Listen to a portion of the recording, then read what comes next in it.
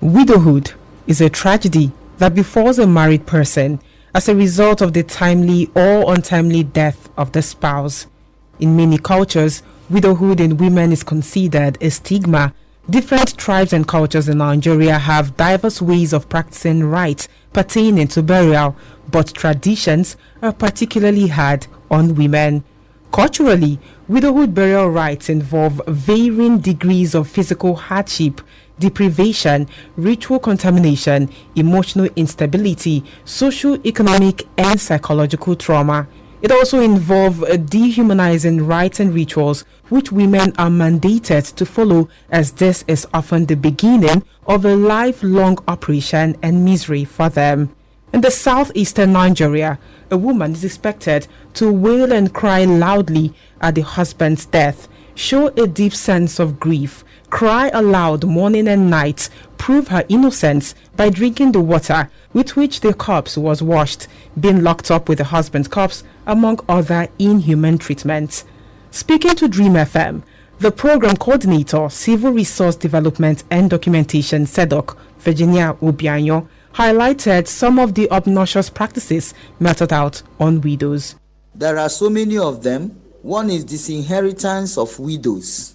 The other one is son preference, ejection of widows from their spouse's house, ejection of barren widows, enforcement of long mourning period, shaving of hair without consent, exclusion of widows from participation, contributing, or going to market. These are the harmful practices that is still in existence.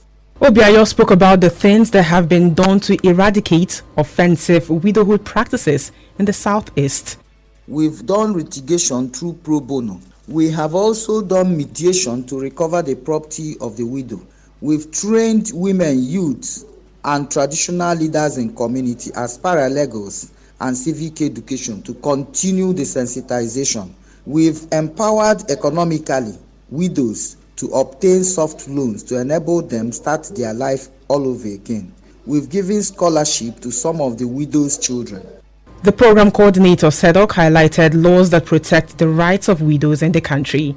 First of all, there are laws that protect widows, laws passed in the states to protect the rights of widows. What are we doing? We have widower and widowhood laws of 2004. We have violence against persons prohibition law passed in 2019. We have stigma and discrimination law of 2005. We have child right law of 2006. And what are we doing? What is our organization doing? As I said before, SEDOC NCA are doing mediation sections every week. We are doing free litigation through our pro bono. Also, Nkiru Ude shared her experience while calling on the government and non-governmental organizations to come to the aid of widows. From my experience, the situation is too difficult. When your husband died newly, they will promise you heaven and earth. Immediately after burial, they will just push you aside. Calling on phone is very difficult. They will not even ask you how you are catering with your children. The most aspect of it is that ejection they will eject you, that rejection they will reject you, that their allegation will help them to make sure that they push you more and more. But if you are a working class woman, no matter how they do it, you have to try to survive. Furthermore, Executive Director, African Widows Relief Foundation, Barrister Geraldine Ozioma, suggested that laws that protect the rights of widows should be implemented.